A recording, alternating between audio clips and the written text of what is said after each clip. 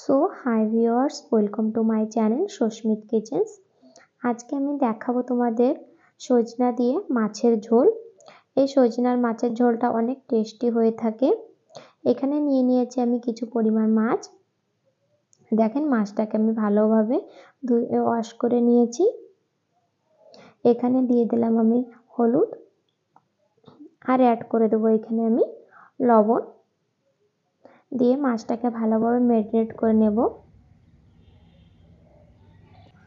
এখানে আমি বসিয়ে দিলাম একটা প্যানটাকে কিছু সময়ের জন্য একটু গরম হতে দেবো। প্যানটা গরম হয়ে গেলে এখানে আমি অ্যাড করে দেবো অয়েল। মাছ ভাজার জন্য অয়েলটাকে একটু ভালোভাবে গরম করে নিতে হয়, নাহলে মাছটা নিচে লেগে যায়। অয়েলটাকে এখানে একটু গরম হতে দেবো। দেখেন অয়েলটা আমাদের গরম হয়ে গেছে, ধোঁয়া উঠতেছে। এবার এখানে সব কটা মাছের পিসকে আমি এক এক করে ছেড়ে দেবো। এখানে আমি সব কটা মাছের পিসকে দিয়ে দিলাম। দিয়ে এবার মাছটাকে ভালোভাবে ফ্রাই করে নেব। দেখেন মাছটাকে একটু উল্টে নেব আমি এখানে।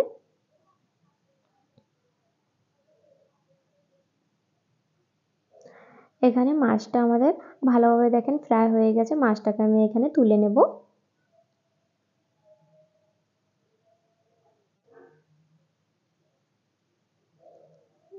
এখানে আমি সব কটা মাছকে তুলে নিলাম।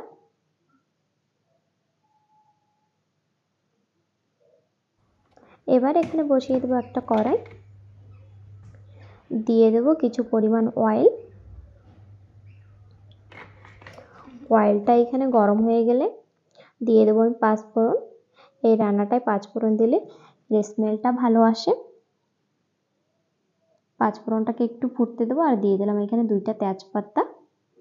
এবার তেজপাতা আর পাঁচফোড়নটাকে ভালোভাবে একটু ফ্রাই করে নেব। এবার এখানে আমি দিয়ে দিলাম কেটে রাখা সজনে আর আলু। আগে থেকে আমি ভালোভাবে কেটে ওয়াশ করে নিয়েছিলাম। দিয়ে এবার একটু আমি নেড়ে নেব।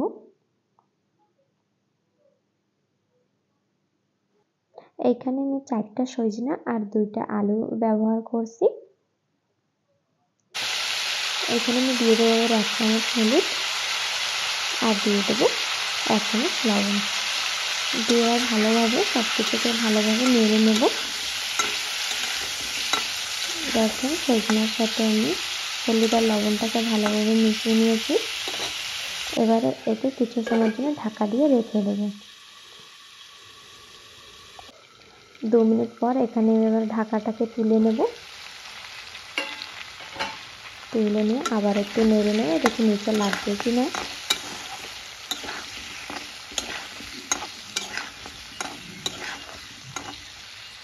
এইভাবে 2 মিনিটের মতন আর একটু ভেজে নেব। এবার আমি এখানে অ্যাড করে দেব একটা টমেটো। দিয়ে আমি আর একটু নেড়ে নেব, যাতে টমেটোটা সবজির সাথে ভালোভাবে গলে।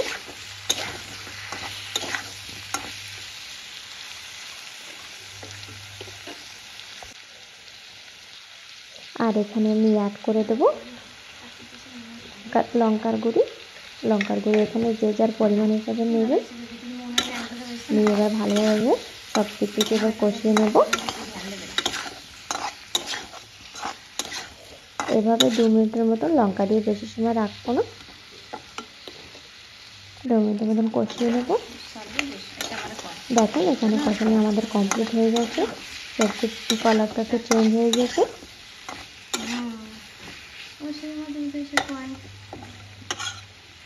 এবার আমি এখানে অ্যাড করে দেব জল।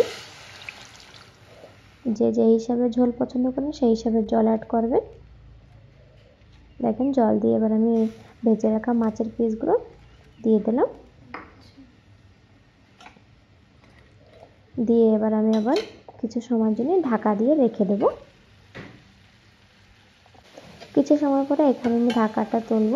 দেখেন আমাদের তরকারিতে বয়েল আসা শুরু হয়ে গেছে।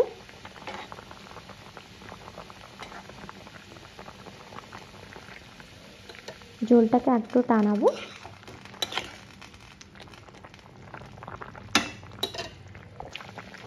এখানে প্রায় তরকারিটা আমাদের হয়ে এসেছে।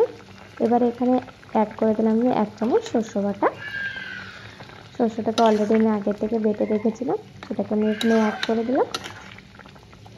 সরষে বাটা দিয়ে আরেকটু কিছু সময় ফুটিয়ে নেব। আর এখানে আমি লাস্ট স্টেপে অ্যাড করে দিলাম ধনেপাতা।